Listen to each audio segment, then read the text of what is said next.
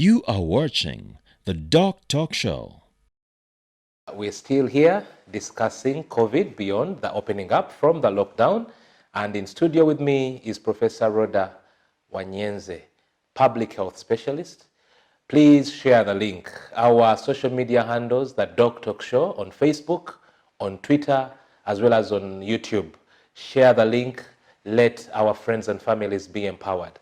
Professor, before we went for the break, you were really asserting the point of the role of vaccination as the way out for us where we are as a country and probably the bigger portion of the world. At the moment, we know in Uganda, we've so far had close to 1.2 million vaccines. That means we can't say that's the number of people that have been vaccinated because it's a 2-dose vaccine. So it could say around 600,000 Ugandans have been vaccinated. If we say 2 doses, each one of them has gotten 2 doses. So maybe you continue to explain to our viewers what exactly is the role of the vaccine, because we realize that of the many avenues of us overcoming this issue of COVID-19, vaccination stand high on the list. So what exactly is the role of vaccination in the fight we have against COVID-19? Yeah, so first of all, we've administered about 1.2 million vaccine doses in Uganda, so it's doses.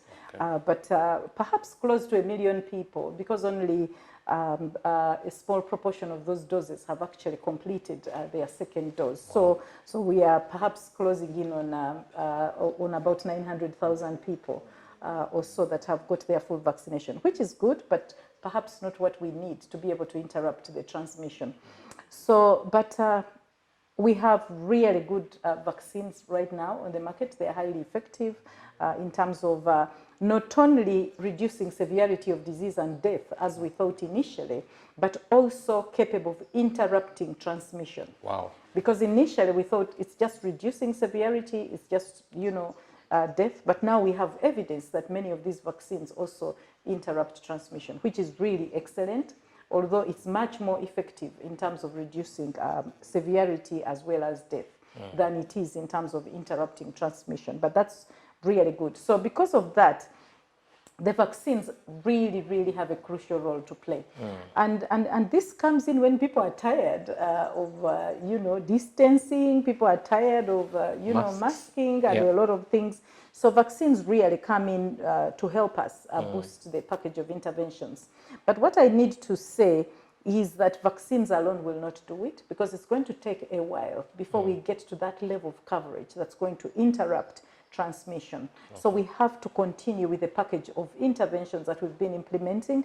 We have to continue to observe our standard operating procedures in terms of hand hygiene, cough, as well as masking and other things that we have to continue with. We also have to continue ensuring that we test people early so that we can isolate, self-isolate within the homes, those that are infected, so that they don't pass on the infection to others. So vaccines come in as just part of the package. And even when we are planning the issues of opening up, we have to remember that vaccines are part of a package. And it's going to take a while before we get to the levels of vaccination that can make us feel we are safe to do it with just vaccines alone. Wow. Thank you very much. One of the recommendations from the address of His Excellency the President was school-going students, that's from nursery all the way to the university, they should stay home until all of them have been vaccinated. We have about 15 million students in the country, nursery up to university. In my thinking, this may take us some time. We may have education closed for a long time. What do you say about that? I've had a school of thought that maybe we encourage all schools to open up whereby they're locked up in a place, sort of quarantine, but then to access that quarantine space, everybody is tested.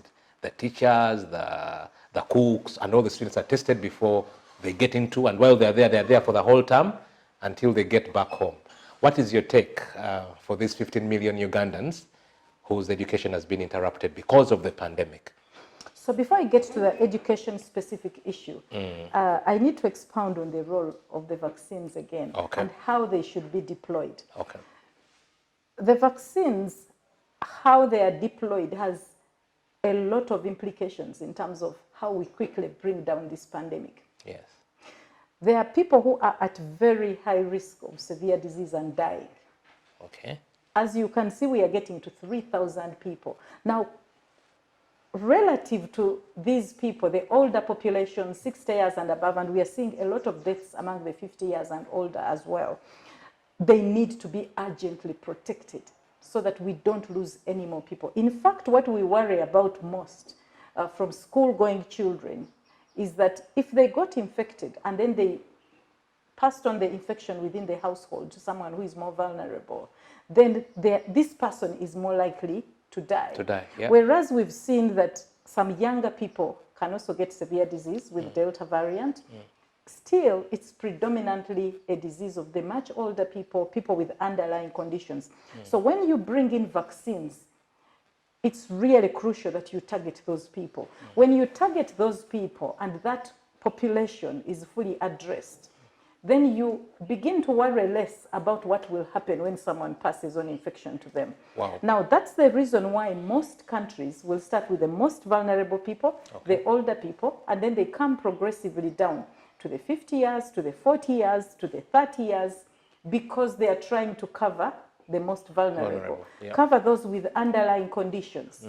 Then you begin to feel safer even as you open. In fact, in many countries, even where they had vaccines much earlier than us, like in Israel, they covered these populations, they opened the schools, not only after full vaccination, but they felt safer because the most vulnerable people were covered. Now, I'm not saying there's anything wrong with our policy, especially if we can get the vaccines we need very quickly and then begin to go to the school-going children. But we have to do this with caution so that we do not crowd out the people that need it most. Because if we release immediately vaccination for the younger people, before we finish the older people and before we finish the people with underlying conditions, my worry would be, are we going to crowd out these people so that they don't get vaccinated quickly enough? And yet it's going to be a journey for us to cover the 15 million. So operationally, we have to really have this tight. One, that we have the vaccines available in huge quantities. Number two, that we can quickly roll them out so that we are able to reach many people quickly. Number three, that we do not crowd out the people that need vaccination the most by going to those people that are at much lower risk of transmission. Now, I'm not saying that the children are not worthy, because school is really, really crucial. And school is something that we must do. But we need to look at a combination of interventions again, because it's going to take some time for us to cover all the school-going children, and some of them might not want to vaccinate. Will we make it mandatory? We have seen this across several countries where people have said, my child will not be vaccinated. So what happens if we bring the vaccines and people say, we don't want our children vaccinated? So we have to think about those operational issues in terms of implementing this otherwise good and exciting news about the government making a commitment to buy us more vaccines to cover the 15 million. That would really, really be excellent. But the other thing I need to note is that we don't know everything about vaccines. We don't know how long the protection will last.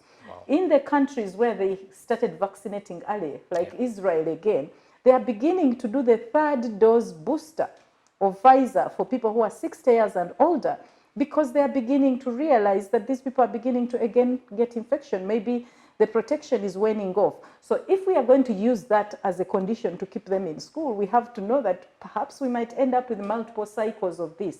So even as we plan, we need to know that there should be some flexibility in terms of what we can do, including innovations like what you're raising. It's possible that we might get to a point where it's a hide and seek. It's down, we get out and do what we want. It's up, we go back and hide. So it's also possible that we could do that. And when we go back and hide, we should not treat it as failure. It's part of the tactics. It's up again, back in the house. It's down. Let's get out quickly and do what we want. So it's also possible. And there are some countries that are actually doing that already. They are playing hide and seek with the education system. You get out when it's low, you get back.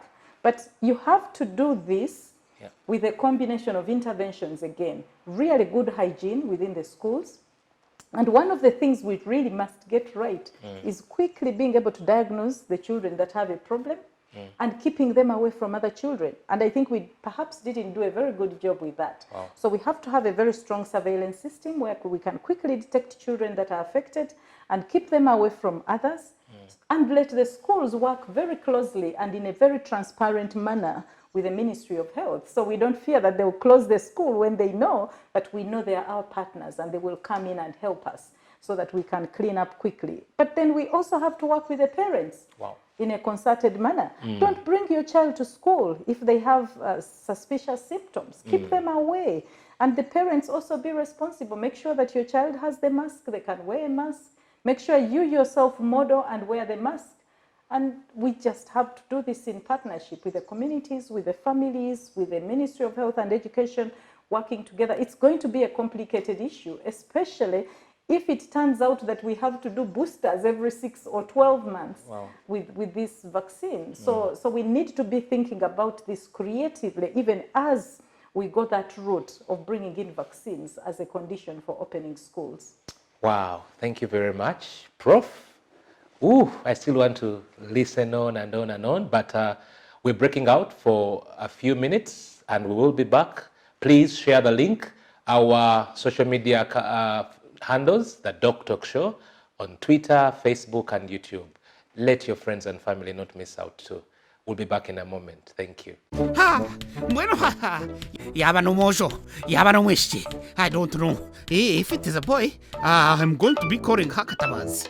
The garo ret nyana naza kumane mig. Otio, ha, kante ni kinkureb.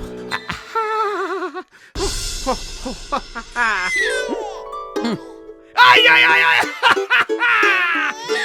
Reba bon. Reba katutum. Ay. Essa guazara mwisho. Otio. E hata no kugenda. Sri para ikabebi at home. Yeah. Thank you. Katoto. Hold on. What about immunization? No. Nga immunization bossy entuza kuchikoro wanyi. Katoto, your son is a citizen of Uganda now. Atogu no mwana witu. Our government has assured that all these essential vaccines, they are free. To Asasude. You mean immunization is free? Yes. So we have made sure that there are several health center units where you can take Katabazi and he gets essential vaccines. Before Katabazi reaches the age of 13, he will need to receive immunity against polio. Polio no polio. Whooping cough. Tetanus, measles. Yamawe, measles, hepatitis, influenza. No. The government will even support you by giving you free mosquito nets to help fight against malaria. Umwana kazarerwa. Yes. Amurere maura down koda. Yatunga immunization. You are watching the DOCTALK Show.